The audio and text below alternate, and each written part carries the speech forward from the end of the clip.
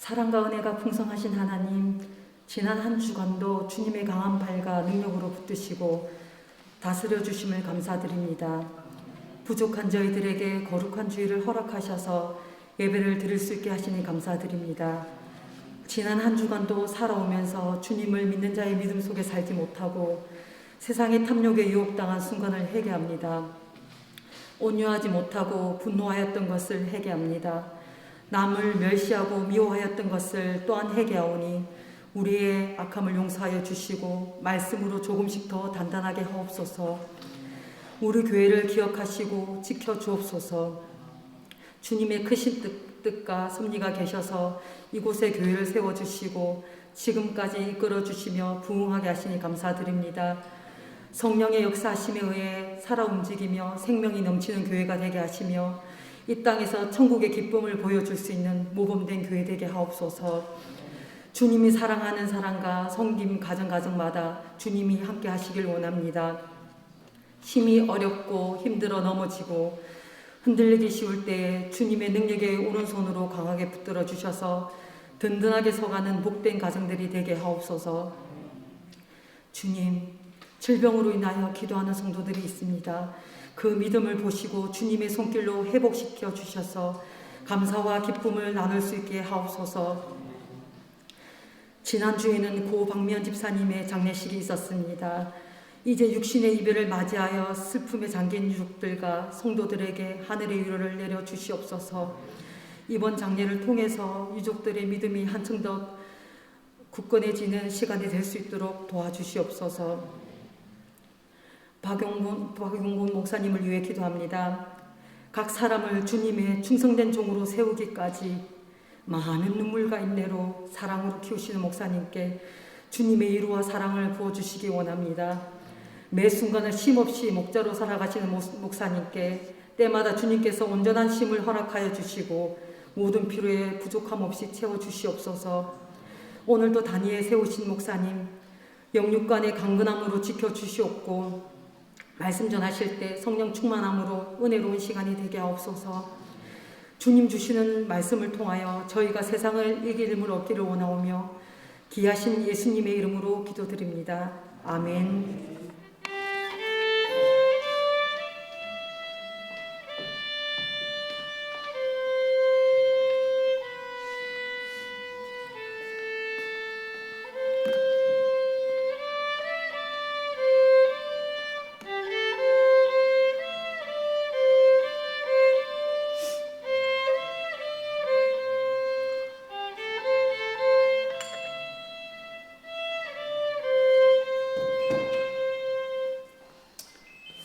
네, 함께 말씀 읽겠습니다. 룻기서 1장 오늘 15절입니다. 네, 구약성경 룻기서 1장 15절에서 22절까지입니다.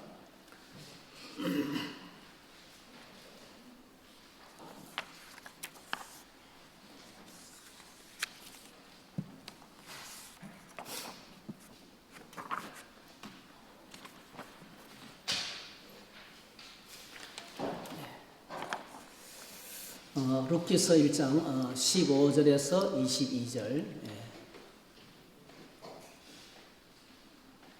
같이 읽습니다.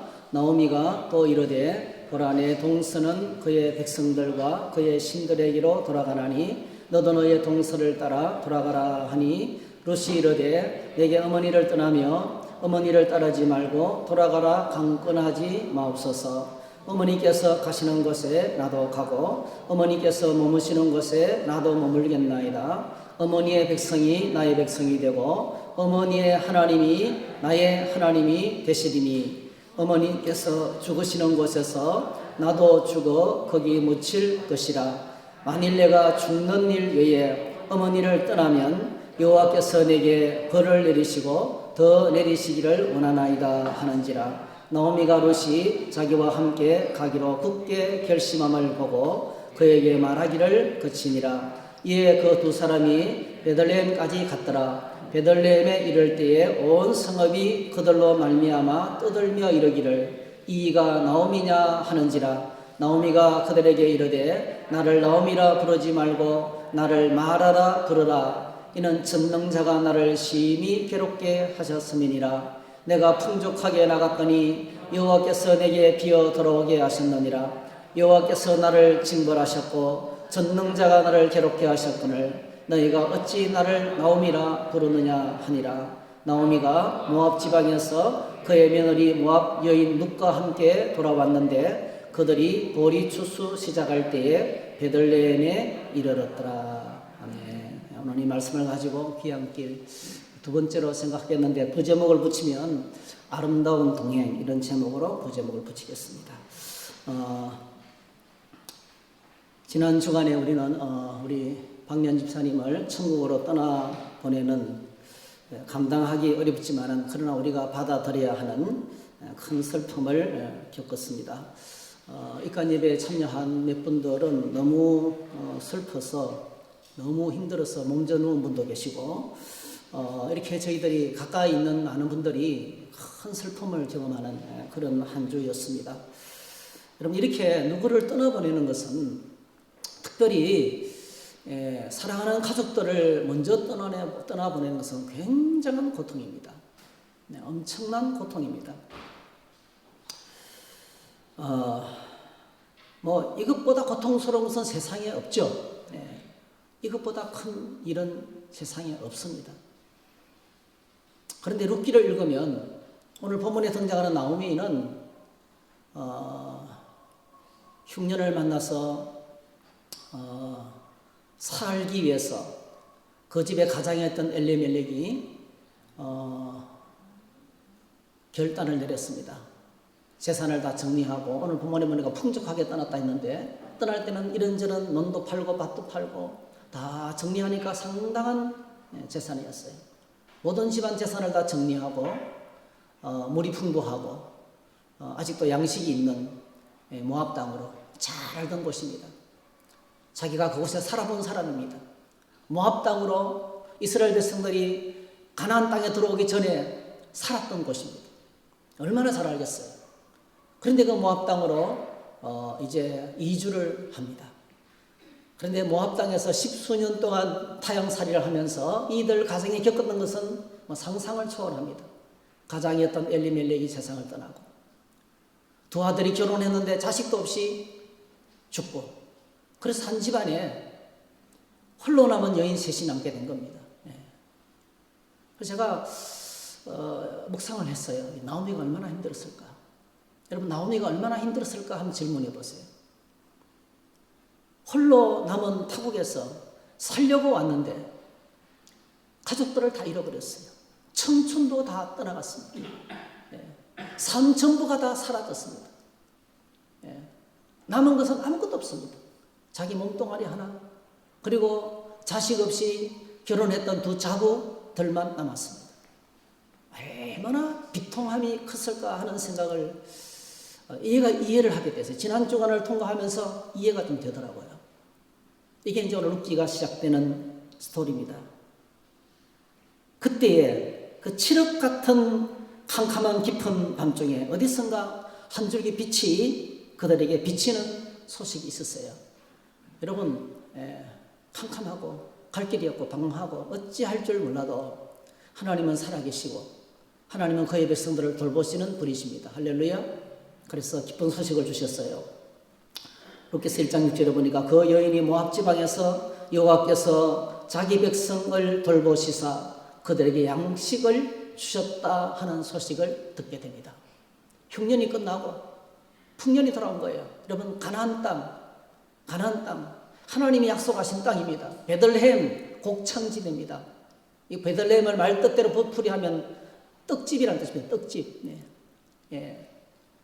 이 베들레헴 땅에 베들레헴 에브라 땅 고향 땅에 하나님께서 자기 백성들을 돌보시사 양식을 주셨다. 풍년이 돌아왔다 하는 소식을 듣습니다.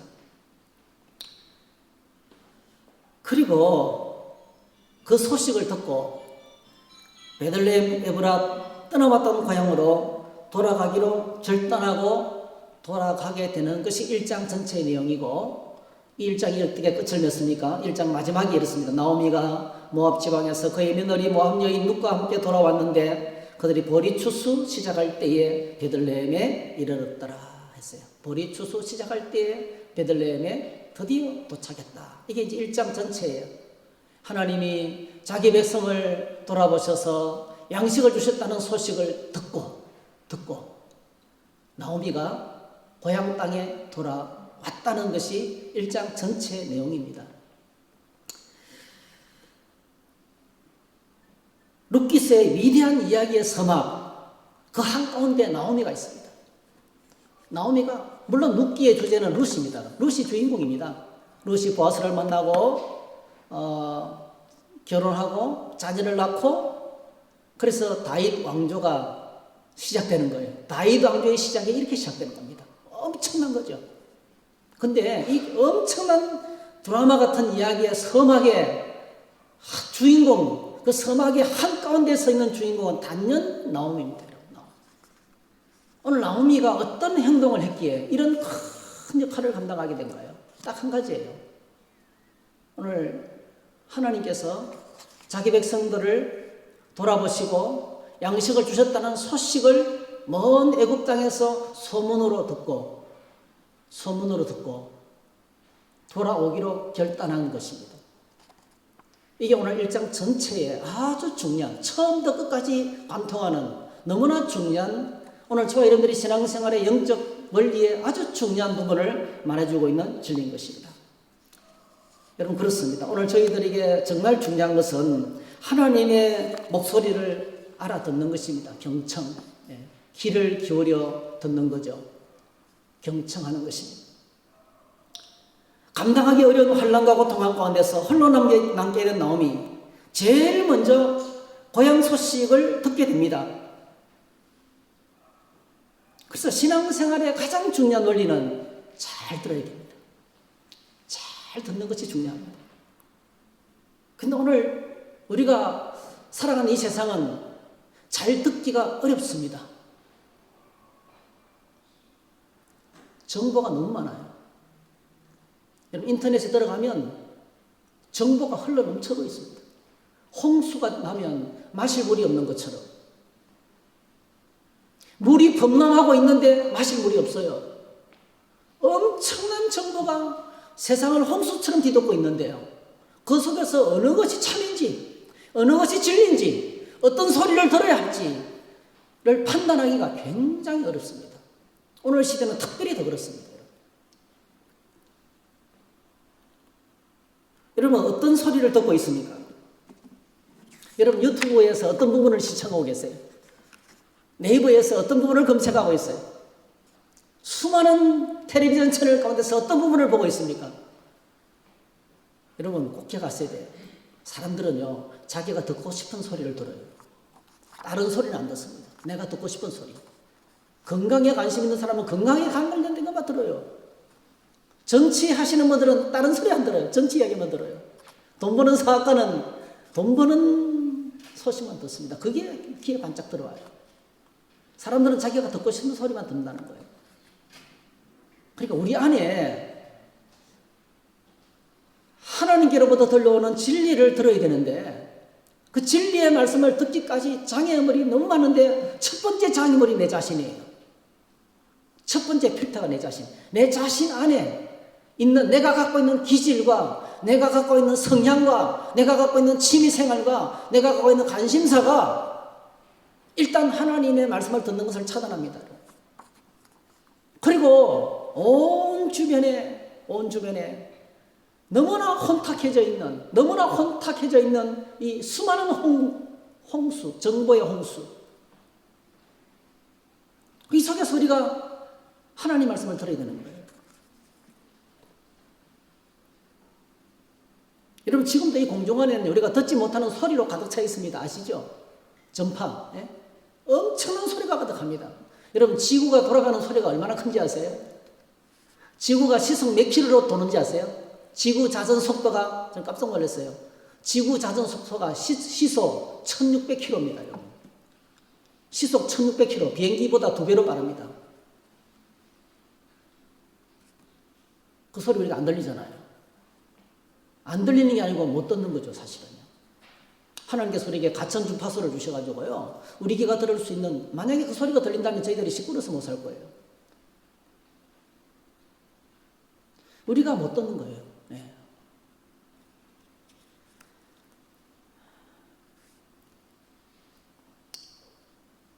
룻기의 무대에서 가장 먼저 등장했다가 가장 먼저 사라지는 주인공이 있어요. 누굽니까? 제일 먼저 나왔다가 제일 먼저 사라지는 주인공이 누구죠? 네, 엘리멜렉. 이 집안의 가장입니다.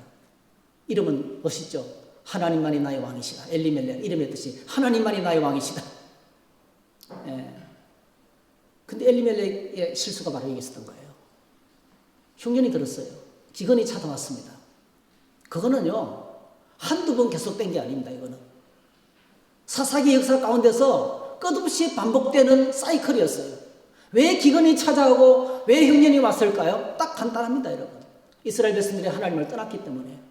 그래서 그러면요, 아, 내가 주파수가 틀렸구나. 다시 주파수를 재설정해가지고 음성을 듣기 위해서 하나님께로 나아가는 작업을 해야 되는데, 오늘 이 엘리멜렉은요, 하나님께로부터는 말씀을 듣지 않고 자기 속에서 들려오는 소리를 들었습니다.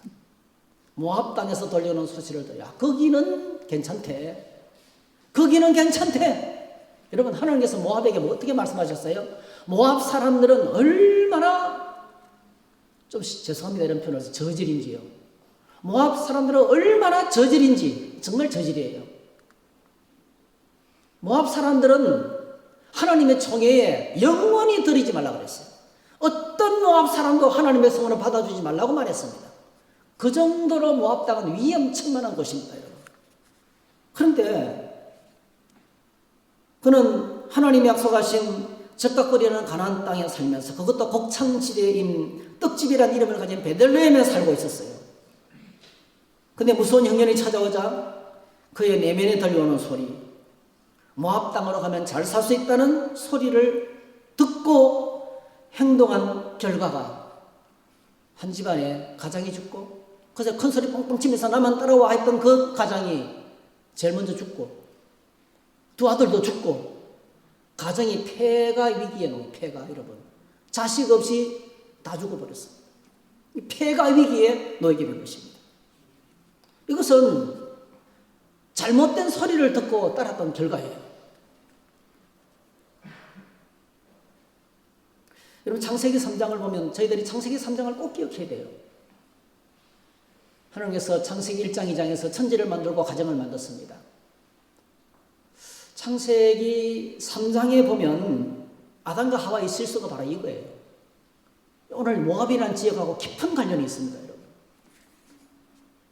하나님께서 천지 만물을 너무나 아름답게 만드셨습니다. 얼마나 아름답게 만드셨던지 하나님이 한 날이 지나면서 계속 반복되어 나오는 말이 있어요. 한번 따라 하실까요? 하나님 보시기에 좋았더라. 오늘 저와 여러분들의 인생이 하나님 보시기에 좋은 그런 인생이 되기를 축복합니다. 하나님 보시기에 좋아서, 우리가 보기에 좋은 게 아니고요. 하나님 보시기에 좋았더라. 하나님 보시기에 좋았다면서 선하고 아름답다는 뜻입니다. 여러분, 화장품의 이름, 영어로 코스메틱이라고 그러잖아요. 코스메틱. 그게 코스모스에서 나왔어요. 그게 뭡니까요? 하나님이 창조하신 세계의 뜻입니다. 질서. 그러니까 질서 정연하게 모습을 갖출 때 아름다운 거예요. 이 세상은 하나님이 창조하신 그 멋있는 질서 속에서 너무나 아름다웠어요. 하나님이 계속 감탄했습니다. 보시기에 아름다웠더라. 보시기에 아름다웠더라. 그리고 맨 마지막 날 모든 창조를 끝내고 난 다음 여섯째 날 하나님께서 이렇게 고백하셨죠. 하나님이 지으신 모든 것을 보시니 보시기에 심히 좋았더라. 저녁이 되고 아침이 되니 이는 여섯째 날이니라. 이렇게 했어요. 보시기에 심히 좋았습니다. 이게 하나님께서 만드신 세상은 완전 행복한 세상이었습니다. 완전했습니다. 오늘 요즘으로 표현하면 완전 짱이었습니다. 하나님이 아담과 하와를 사랑하셨어요. 하나님의 사랑을 독차지했어요. 에덴 동산을 만들어서 주셨어요. 하나님의 축복이 흘러 넘쳤어요. 영원히 살 수 있는 은혜를 주셨어요. 네. 아담과 하와를 특별히 하나님의 형상으로 지으셨는데요. 다시 말씀드리면 하나님을 닮은 존재로 지었다는 거죠. 하나님은 어떤 분입니까? 인격적인 존재죠. 하나님을 닮은 인격적인 지혜와 정과 의가 있는. 여러분 우리가 지금 뭐 반려동물 강아지들 좋아하는데 제가 보니까 그렇더라고요. 저희 어머니 밀양에는 저희 어머니 강아지 밥 주면요 강아지 너무 좋아해요. 근데 좀 시끄럽게 막 계속 짖잖아요. 그러면 멍덩이는 두드러 패요. 또 시끄럽다 이래요. 그러면요 조금 있다가 5분도 안 지나서 먹이 갖고 가죠. 또 좋다고 난리예요. 좀 죄송합니다만 여러분 강아지에게는 인격이 없습니다. 강아지는 우리가 강아지의 엄마 아빠라고 말하면 안 돼요. 사실은요. 좀 죄송합니다만 인격이 없습니다. 영혼이 없습니다. 여러분.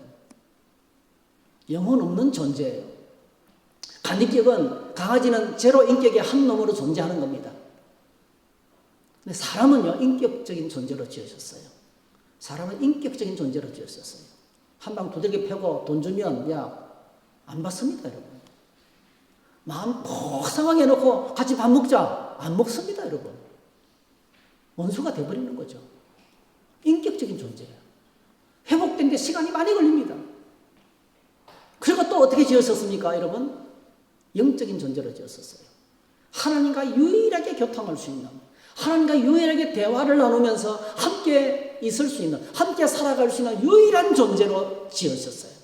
그게 하나님의 형상으로 지으신 거예요. 하나님 우리를 하나님 닮게 만드셨습니다. 이 말은요 우리에게 온 사랑과 관심을 쏟아붓는 존재, 하나님의 눈을 떼지 않고 사랑하는 존재로 우리가 지음을 받았었어요. 그래서 인류는 에덴 동산에서 하나님의 사랑과 축복 속에서 완전 행복할 수 있었습니다. 이 인류의 행복은 하나님과 맺은 언약 안에서 존재했습니다. 자, 창세기 2장 보면 그 언약의 내용을 소개하고 있는데, 여호와 하나님이 동방의 에덴의 동산을 창설하시고 거지에 지은 사람을 거기 두시니라. 여호와 하나님이 그 땅에서 보기에 아름답고 먹기에 좋은 나무가 나게 하시니 동산 가운데에는 생명나무와 선악을 알게 하는 나무도 있더라. 강이 에덴에서 흘러나와 동산을 적시고, 그리고 강의 근원이 쭉 나오고요. 그 다음에 12절, 그 땅은 검은, 그 땅의 검은 순금이요 그것은 베델리엄과 호마노도 있더라. 이게 이제 뭐냐면 물이 흘러내리고 에덴 동산에 물이 발원하고 거기 뭡니까? 은과 금이 가득하고, 이게 나중에 이제 여러분 제가 출애굽할 때 성막 강의하면서 말했어요. 이게 그냥 단순한 에덴이 아니고요. 하늘 성전의 모형입니다. 하늘 성전. 요한계시록에 나오는 하나님 성전을 보세요. 거기 뭡니까? 온통 영광스러운 은과 금으로 그 하나님의 거룩을 상징하는, 인간의 언어로 표현할 수 없는 그런 12가지 보석으로 하나님의 보좌가 꾸며져 있잖아요. 그러니까 이 지상에 하나님께서 우리 인간과 함께 거하시려고 만든 지상 성전이 바로 뭡니까? 지상에 있는 하늘 성전이 바로 에덴 동산이었다는 거예요. 그 에덴에 이렇게 먹기에 좋은 나무와 보기에 아름답고 먹기에 좋은 나무를 잔뜩 주시면서 에덴을 주셨어요. 그리고 하나님께서 15절에게 명령합니다.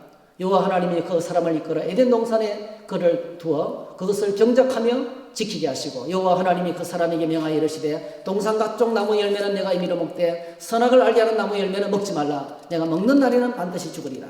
그래서 에덴 동산 안에서 하나님께서 인류의 행복을 위해서 세우신 언약이 있어요. 여러분 결혼관계, 가정은 언약을 기초로 해서 시작됩니다. 남자와 여자가 만나서 언약하고, 그리고 함께 더불어 살아가는 언약 공동체예요. 그 언약을 어기면 같이 못 삽니다. 여러분. 언약을 어기면 같이 살 수가 없어요. 그 언약 공동체 아래 존재하는 이 땅의 행복 공동체입니다. 여러분. 하나님께서 아담과 하와 같이 살면서 행복하기 위해서 제시하신 언약이 바로 뭡니까? 제일 첫 번째로 에덴 동산을 경작하며 지키게 하셨어요. 경작하며 지키게 하셨어요. 이 경작하다는 말이요, 아바드라는 뜻입니다. 노동. 이 노동이라는 말에서 이게 어그리컬처라는 문화라는 말이 나왔습니다. 이런 노동은 신성합니다. 인류가 죄를 짓기 전에 하나님께서 하나님이 직접 주신 미션이 바로 뭡니까? 에덴을 경작하며 지키라. 노동할 것을 말씀하셨어요. 그래서 노동 안에 행복이 있습니다. 노동은 우리의 삶의 기초입니다. 노동의 결과가 우리의 삶의 방식이 결정됩니다. 여러분, 노동은 저의 저주가 아니고 하나님이 내게 주신 행복입니다. 그래서 열심히 땀 흘려 일하는 그 속에서 보람이 있고 내 존재 가치가 있고 기쁨이 넘치고 행복이 넘칩니다. 그래서 할 수만 있으면 일하지 않고 그냥 투기로 일확천금 얻으려는 것은 엄청난 하나님의 말씀에 반대로 살아가는 거죠. 그건 저주입니다, 저주. 그래서 성실하게 꾸준하게 내가 땀 흘리면서 일하는 것이 우리 삶의 행복의 기초라는 것을 다시 한번 말씀. 그래서 이 말은 우리 인류의 행복은 바로 뭡니까? 성실한 노동 안에 있다. 성실하게 일하는데 행복이 있다는 겁니다. 첫 번째. 그렇게 살 것을 명령하신 거예요. 언약입니다, 여러분. 그래서 게으르면 절대로 행복할 수가 없습니다. 두 번째로 주신 언약은요, 하나님 우리에게 양식을 주셨습니다. 내가 너의 모든 양식을 책임지겠다. 그래서 창세기 1장 29절에 보면 하나님이 이르시되 내가 온 지면에 씨 맺는 모든 채소와 씨 가진 열매 맺는 모든 나무를 너에게 주노니 너희의 먹을거리가 되겠다. 하나님이 주신 최초의 음식은 바로 뭡니까? 고기가 아니고 채소입니다. 채소. 씨 맺는 채소와 씨 가진 열매 맺는 모든 나무, 이게 하나님께서 우리에게 제일 먼저 주신 양식이에요. 과일과 채소. 과일과 채소. 여러분, 과일과 채소를 많이 먹을 수 있기를 축복합니다. 힘든 일을 하시는 분들은 그래도 고기를 먹어야죠. 고기를 먹어야 힘이 나지. 여러분, 생각을 조금만 바꿔보세요. 그 소는 뭐 먹고 살찌죠? 네, 풀만 먹고 우리가 그렇게 좋아하는 쇠고기가 만들어집니다. 채소하고 과일이 우리 몸을요, 원래 상태로 돌아가게 하는 거예요. 채소와 과일이 중요한 거예요. 하나님이 최초 양식으로 하였다. 양식을 주셨어요. 그리고 오늘 에덴 동산에서 또 말씀합니다. 여호와 하나님이 그 사람에게 명하이르되 동산 각종 나무의 열매는 내가 마음대로 먹으라. 마음대로 먹으라. 네. 이 동산에 있는 모든 열매는 마음대로 먹어도 된다. 이렇게 허락하셨어요. 이게 언약입니다. 하나님과 아담과 하와 맺은 언약의 내용입니다, 여러분. 그러니까 우리가 노동의 결과 주어지는 이런 모든 것들은 뭐죠? 그것을 먹고 즐기면서 누리는 것이 필요해요. 하나님께서 우리 행복을 위해 주신 것들입니다, 여러분. 그리고 마지막으로 하나님이 주신 언약이 바로 뭐죠? 다 먹어도 되지만 한 나무는 건드리지 마라. 선악을 알게 하는, 동산 한가운데 있는 선악을 알게 하는 이 나무는, 이건 내 나무다. 이 나무는 건드리지 말라. 여러분, 보기에 좋고 먹기에 아름다운 나무들로 가득 채워주셨는데요, 딱 한 나무만 금했어요. 왜 그렇습니까? 이거는 결혼 반지죠. 결혼 반지죠. 여러분, 결혼하는 순간에 한 남자 한 남자가 한 여자 외에 다른 여자에게로 가면 안 돼요. 그건 행복이 깨지는 겁니다. 오늘 저희들의 마음이 하나님께로만 바라보도록, 하나님만 바라보도록 이 모든 동산을 하나님이 주셨지 잊지 말라고 한 나무를 시장하신 거예요. 내 생명을 하나님이 주셨지 잊지 말라고 한 나무를 시장하신 거예요. 언약입니다, 언약. 그래서 아담과 하와는 노동하고 양식을 먹으면서, 음식을 먹으면서 하나님 주신 언약을 기억하고 살 때 완전 행복하게 살아갈 수 있게 된 것입니다. 그런데 에덴 동산에 불청객이 찾아왔어요. 오늘 우리 본문과 관계 있는 누가 찾아왔어요? 뱀이 찾아왔습니다. 뱀이 아담과 하와에게 속삭입니다. 그 속삭이는 현장을 한번 가보십시다, 여러분.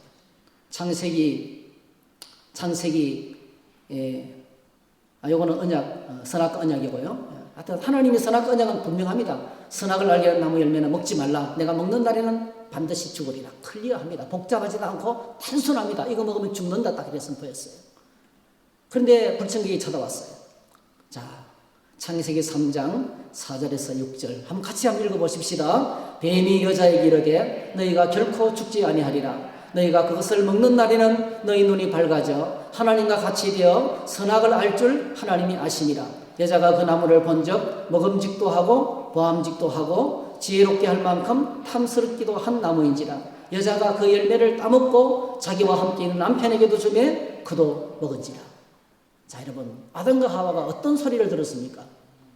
뱀이 찾아와서 그에게 들려주는 달콤한 목소리가 어떤 소리였습니까? 뱀이 찾아와서 들려주는 달콤한 목소리. 따먹어도 안 죽는다. 첫 번째로 뱀은요, 마귀죠, 마귀. 제일 먼저 하나님 말씀을 확 꺾어버렸어요. 불신. 하나님 말씀 믿지 않아도 된다. 그거 틀렸다.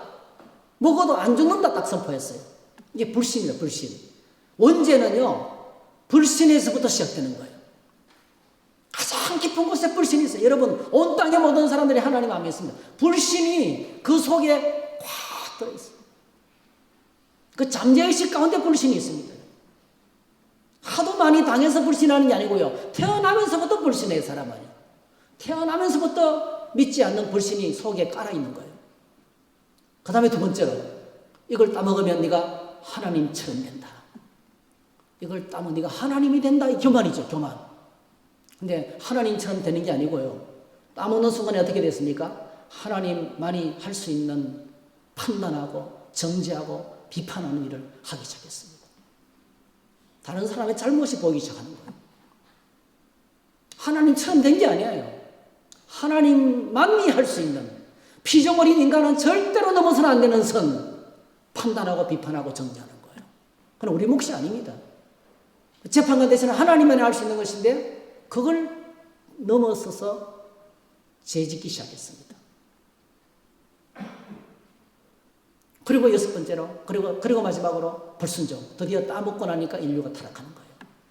결과적으로 뭡니까? 에덴동산에서 추방당하고 서로 벌거벗은 것이 부끄러워서 나무로 가리고, 아담은 하나님께, 차돈 하나님께 저 여자 때문에, 하나님이 주신 여자 때문에 하나님 원망하는 거예요. 어떤 문제가 생기면 하나님 원망하는 거예요. 예. 책임 전가하는 거예요. 나만 빼놓고 다 나쁜 놈들이에요. 예. 다 정죄하고 판단하고 비방하고 그리고 낙심하고 스스로 포기해가는, 무너져 내려가는, 이것이 오늘 본문에 들려있는 말씀입니다.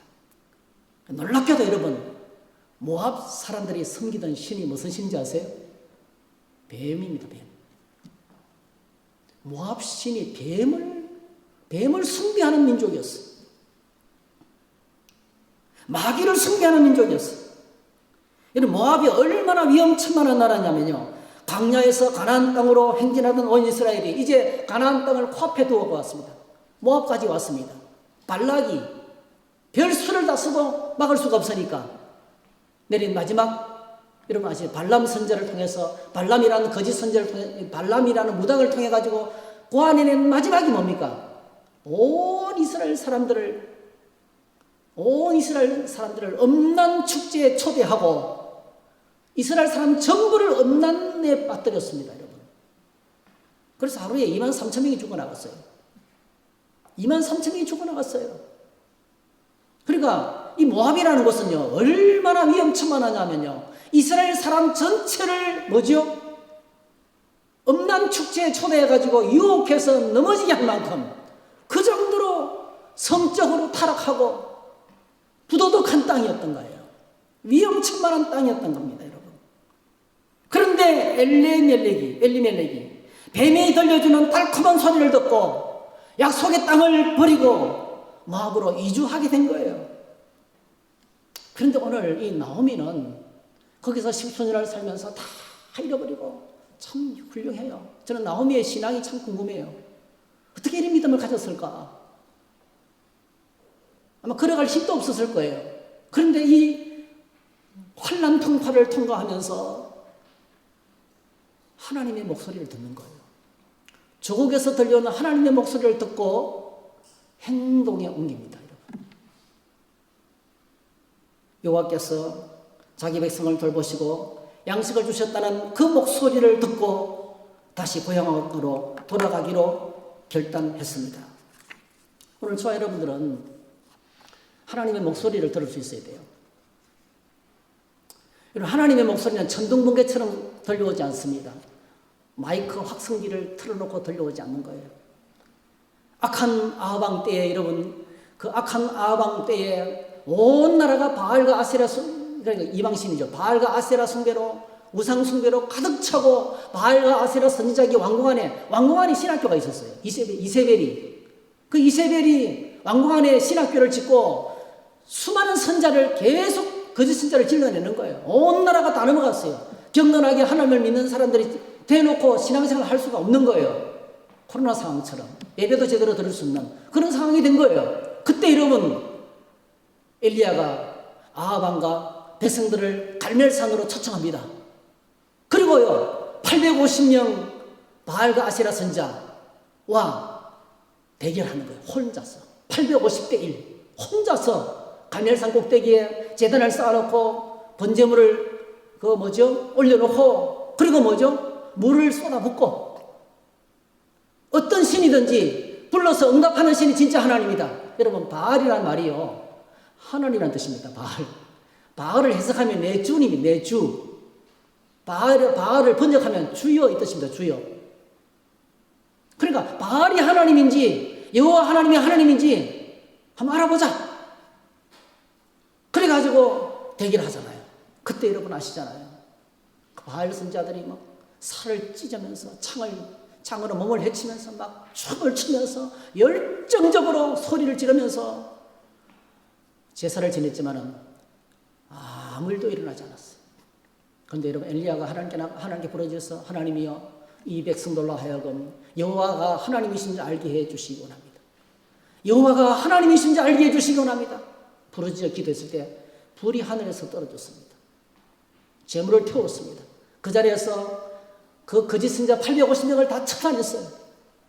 이 소식을 이세벨이 듣고 가만 안 있었죠. 엘리야 내 손으로 잡아 죽인다. 이 무서운 엘리야가 그 독한 이세벨의 독한 말을 듣고 이제 도망치는 거죠. 하나님 내 생명을 거두어 가달라고. 그 말을 듣고 또 낙심해가지고요. 로뎀나무 아래서 굶어 죽으려고 그러고. 결국 엘리야가 어디까지 갑니까? 하나님의 산 호렙까지 가는 거예요. 이 하나님의 사람은 이렇습니다. 하나님의 사람은 하나님을 찾아야 되는 거예요. 위기를 만났을 때 하나님을 찾는 거예요. 그가 호렙산에 갔을 때 하나님께서 거기 나타나십니다. 어떻게 나타나셨어요?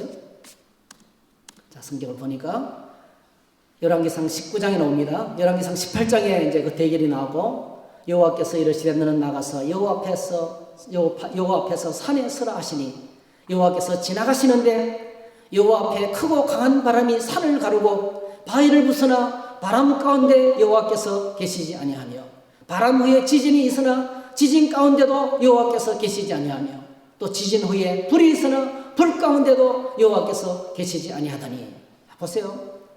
무서운 강한 바람이 산을 가르고 지나가는데요. 여러분 산을 갈라놓을 정도로 무서운 바람이 지나가는데도 거기 하나님이 안 계셨어요. 굉원 가운데. 네? 또 바람 뒤에 지진이 났습니다. 거기도 하나님이 안 계셨어요. 지진 다음에 또 불이 찾아왔어요. 무서운 불이 떨어졌는데 거기도 하나님이 안 계셨다는 거예요. 자, 그런데 12절 보니까 불 후에 세미한 소리가 있는지라. 엘리야가 듣고 겉옷으로 얼굴을 가리고 나가 굴어기의 섬에 소리가 그에게 임하여 이르시되 엘리야야 내가 어찌하여 여기 있느냐 그랬어요. 하나님께서 아주 세미한 목소리 가운데로 찾아왔습니다. 그래서 저와 여러분들이 하나님의 말씀 듣기가 참 어려워요. 하나님이 큰 소리로 말씀해 주시면 좋은데 하나님은 항상 조용한 장소에서 세미한 목소리로 내 내면 깊숙이 말씀하십니다. 큰 할아버지가 나타나가지고 예수 믿어! 이렇게 말하면 얼마나 좋겠어요. 뭐 어떤 분은 그런 경험을 해요. 사실 가다가 유명한 그 영화배우 최민수 씨의 어머니 그 권사님은요 하도 몸이 아파가지고 무당을 찾아갔더니 무당이 그러대요. 너 예수 믿어. 너 예수 믿으면 나처럼 무당 돼. 그렇게 말해요. 그렇게 믿는 사람이 꽤 있어요. 그렇게 들으면 얼마나 좋겠어요. 근데 모든 사람이 다 그렇지 않아요. 하나님의 목소리를 듣는 것이 그렇게 쉽지 않습니다. 세미한 소리 들릴랑 말랑. 그걸 경청하고 라디오 주파수를 조심스럽게 맞추지 않으면 싹 지나가는 주파수. 정말 세심하게 귀 기울여 들으려는 자세가 필요해요. 신앙생활은요, 여러분, 하나님의 목소리를 정청하기 위해서 주파수를 맞추는 거예요. 주파수를 맞추는 거예요.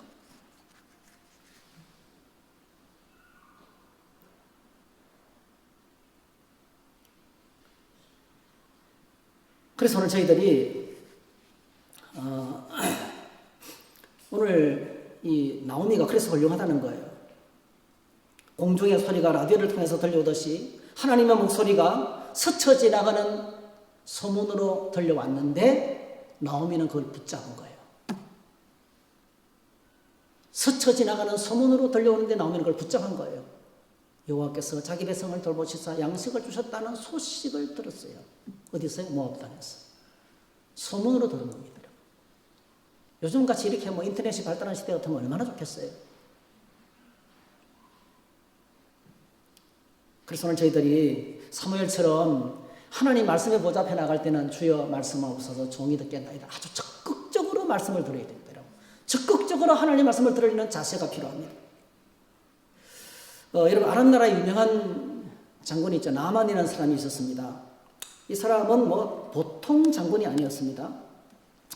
아람 왕의 군대 장관 나하만은 그의 주인 앞에 왕 앞에서 크고 존귀한 자다 했어요. 그러니까 이 나하만 장군이 나라를 큰 위기에서 구했던 장군입니다. 그런데 그는 큰 용사이나 나병 환자더라. 문둥병이 걸렸습니다. 불치병에 걸린 겁니다. 그런데 여러분 그 집에 어떤 사람이 있었냐면은 이스라엘에서 잡아온 어린 소녀 종이 있었어요. 그래 어린아이. 그 주인 마님을 따라다니면서 시중드는 어린아이예요. 그러니까 몸종이죠. 나만 장군의 부인의 몸종입니다. 어때요? 전쟁에서 잡아왔던 이스라엘에서 잡아왔던 포로 여자아이예요. 이 여자아이가 스쳐 지나가듯이 말을 푹 던졌어요. 그거 사마리아에 가면 유명한 선지자가 계시는데 그분 만나면 고칠 수 있는데요. 여종이 어린 여자 소녀 종이 툭 던지는 말을 나하만이 탁 잡았어요. 나하만이 그 말을 소녀의 말을 여러분 별일들을 다 하니까 이 정도 되면요 안 해본 게 없을 거예요 여러분. 무당도 해보고 굿도 해보고 여러분요 그죠? 온갖 존약들을 다 써봤을 거예요. 근데 나하만 장군은 어린 소녀의 말을 그 어린 소녀 종의 말을 들었어요. 그리고 찾아갔습니다. 우리에게 들려준 소식이 바로 뭡니까? 자, 이게 종이 했던 말이고요. 5장 14절 나하만이 이에 내려가서 하나님의 사람의 말대로 요단강에서 7번 몸을 잠그니 그의 살이 어린아이의 살같이 회복되어 깨끗하게 되었더라 했어요. 하나님의 말씀을 만나고 하나님의 목소리를 들으면 그대로 이루어지는 역사를 경험하게 되고 엄청난 역사를 경험하게 되는 것입니다. 이게 하나님께서 하시는 것입니다. 사랑하는 성도 여러분, 신앙생활은 하나님의 목소리를 듣고 움직일 때 비로소 열려집니다. 믿음의 세계는 하나님의 말씀이 들려오기 시작할 때 시작됩니다. 구원의 경험이 어떻게 시작됩니까? 오늘 로마서가 우리에게 설명하기를 내가 만일 내 입으로 예수를 주로 시인하며 또 하나님께서 그를 죽은 자 가운데서 살리신 것을 내 마음에 믿으면 구원을 받으리라. 사람이 마음으로 믿어 이르고 입으로 시인하여 구원에 이르니라. 마음으로 믿고 입으로 시인해서 구원받는데 마음으로 믿고 입으로 시인한 것이 예수님이 날 위해서 십자가에 죽으시고 날 위해서 부활하시고 승천하시고 나는 죽어도 살고 하나님 나라를 위해서 영원한 천국을 예비하셨고 이 구원의 축복을 어떤 사람이 받을 수 있어요? 마음으로 믿고 입으로 시인하고 마음으로 믿을 때 받을 수 있는데 어떻게 믿어지느냐 이거죠. 어떻게 믿어지냐 이거죠. 어떻게 믿어질 수 있어요? 13절 누구든지 주의 이름을 부르는 자는 구원을 받으리라. 이게 당연하죠. 그런데 그런즉 그들이 믿지 아니하는 이를 어찌 부르리요? 듣지도 못한 이를 어찌 믿으리요? 전파하는 자가 없이 어찌 들으리요? 자 그러면서 쭉 이야기하는 말이 결론이 뭐죠? 17절 그러므로 믿음은 들음에서 나고 들음은 그리스도의 말씀으로 말미암느니라. 따라합시다. 믿음은 들음에서 시작된다. 하나님의 말씀, 복음의 말씀을 듣는 귀가 필요한 거예요. 그 말씀의 귀가 열릴 때 비로소 뭐죠? 믿음의 세계가 열리는 거예요. 보이지 않던 세계가 보이기 시작하는 겁니다. 연세 많이 드신 분들이 백내장 수술하잖아요. 백내장 수술하기 전에는 침침하고 어둑어둑해요. 그래서 집안을 보니까 깨끗해요. 집안이 깨끗했어요. 근데 백내장 수술 마치고 난 다음에 시력을 회복하고 나서 보니까 돼요. 온 집안 구석구석이 먼지하고 머리카락으로 가득 차 있는 거예요. 그때서 보이는 거예요. 하나님의 말씀이 들려오기 시작하면 안 보이는 것이 보입니다, 여러분. 믿음의 세계는 그렇게 열려지기 시작하는 겁니다. 믿음 없이 그래서 예배를 드리고 믿음 없이 기도하고 믿음 없이 셀 모임을 하는 것이 얼마나 힘든지 몰라요. 믿음이 없는데 예배 드리는 분들이 꽤 많이 있어요. 정말 훌륭한 분들이에요. 참 힘들거든요. 도대체 뭔 소리인지 모르겠는데 앉아 있어야 되거든요. 근데 앉아 계시잖아요. 참 훌륭하세요. 여러분, 제가 축복합니다. 그렇게 예배 드리기 시작하고 귀 기울이기 시작하면 믿음의 세계가 열리게 될 줄 믿습니다. 그럼에도 불구하고 경청하고 하나님을 뚫어져라 바라보고 경청, 하나님을 향해서 귀가 열려 있다는 겁니다. 에베소서 1장 13절에 그 안에서 너희도 진리의 말씀 곧 너희의 구원의 복음을 듣고, 이게 중요하죠. 진리의 말씀을 들어야 돼요. 수많은 정보를 듣는 것이 아니고요. 막 이래도 된다 하더라, 저래도 된다 하더라. 상반된 게 얼마나 많은지 몰라요. 여러분, 시중에 나오는, 유튜브에 나오는 수많은 건강 상식들 꼭 기억하세요. 그 뒤에 엄청난 제약회사가 뒤에 있어요. 다 상업적입니다. 상업적인 것이 엄청 많습니다. 그걸 골라서 그래요. 진리의 말씀을 들어야 됩니다. 그 다음에 뭡니까? 두 번째, 그 안에서 또한 믿어 약속의 성령을, 그 다음에 믿는 거예요. 진리를 듣고, 진리를 또 듣고, 진리를 또 듣고, 그제서 믿어지기 시작하는 거예요. 우리가 믿어지기 시작할 때가 되면 뭡니까? 성령의 역사가 나타납니다. 이게 믿음이 들어오는 순서입니다. 그러면 오늘 저와 여러분들이 어떻게 되겠습니까? 제일 먼저 하나님의 말씀에 대한 분별력을 가져야 됩니다. 하나님의 말씀에 대한 분별력을 가져야 됩니다. 제가 목회를 하면서 경험했던 것은 딱 분명합니다. 양육 훈련을 받고, 제자 훈련을 받고, 큐티 훈련을 받고, 이렇게 말씀 훈련을 받으면 나타나는 현상이 말씀에 대한 분별력이 생기는 겁니다. 그제서 말씀이 들려오기 시작하는 겁니다.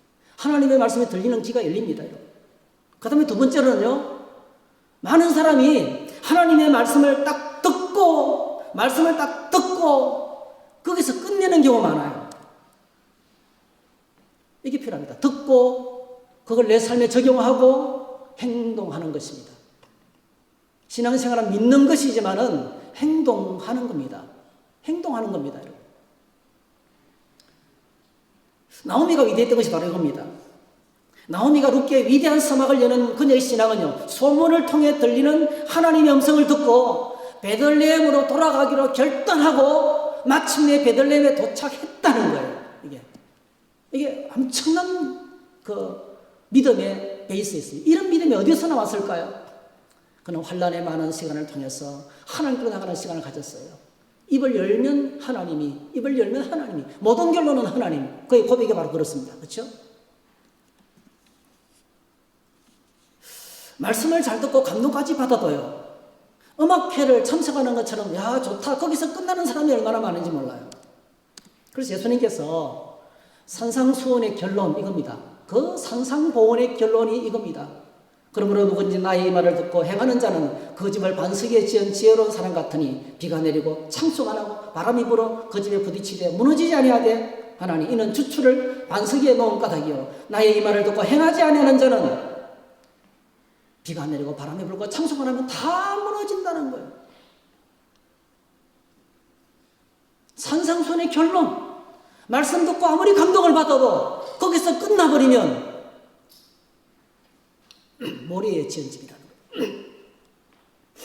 듣고 적용하고 행동하는 겁니다. 이게 룻기서 1장의 처음과 마지막으로 보여주는 큰 그림이에요. 위대한 하나님의 사람 예수님의 동생 야고보죠. 예수님의 동생 야고보가 이렇게 금했습니다. 너희는 말씀을 행하는 자가 되고 듣기만 하여 자신을 속이는 자가 되지 말라. 누구든지 말씀을 듣고 행하지 아니하면 그는 거울로 자기 생긴 얼굴을 보는 사람과 같아서 제 자신을 보고 가서 그 모습이 어땠는지 곧 잊어버리거니와 자유롭게 하는 온전한 율법을 들여다보고 있는 자는 듣고 잊어버리는 자가 아니요 실천하는 자니 이 사람은 그 행하는 일에 복을 받으리라. 누구든지 스스로 경건하다 생각하며 자기 혀를 제갈 물리지 아니하고 자기 마음을 속이면 이 사람의 경건은 헛것이라. 하나님 아버지 앞에서 정결하고 더러움이 없는 경건은 곧 고아와 가부를 그 환난 중에 돌보고 또 자기를 지켜 세속에 물들지 아니하는 그것입니다. 행함이 없는 믿음은 죽은 믿음 이렇게 했습니다. 행해야 된다는 거죠. 말씀을 듣고 움직여야 경험하게 되는 겁니다. 하나님을 경험하게 되는 겁니다. 고향 땅에 돌아왔습니다. 나오미가. 사람들이 난리가 났어요. 난리가 났습니다.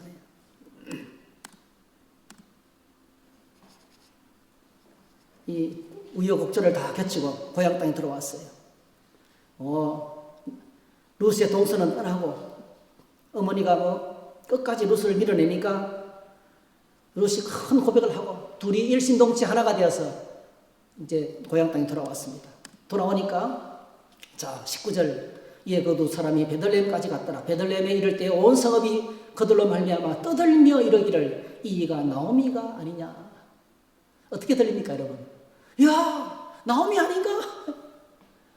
고향이 여러분 대환영하는 걸까요? 근데 이게 떠든다는 단어를 보면요 이게 원어가요 짐승들이 어르렁거린다 이 뜻입니다. 짐승들이 어르렁거린 것처럼 고향 땅 사람들이 다 챙겨 떠나더니 꼴 좋다. 당신이 나오미냐? 이름이 희락, 기쁨이 나오미란 말이 뜻 희락이거든요.